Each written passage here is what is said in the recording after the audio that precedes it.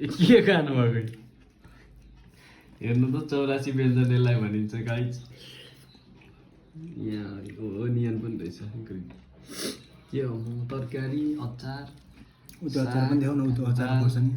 त्यसपछि उहाँले खाना खाँदै हुनुहुन्छ उहाँ चाहिँ थोरै मात्रामा मात्र खाना खानुहुन्छ मात्र यति भरे बाँकी यो सबै गाली हुन्छ के छ त नि कस्तो महसुस हुँदैछ त नि यति दिनभरिको थकानपछि आज मिठो मानेर खाना खाँदै हुनुहुन्छ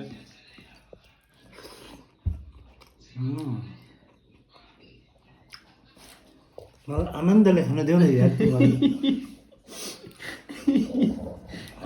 मासुसँग खान्छ मलाई सब्जीसँग आनन्दले सब्जीसँग धरि नै आनन्दले खान दिँदैन ठिक छ त आनन्दले खानुपर्छ नि खानु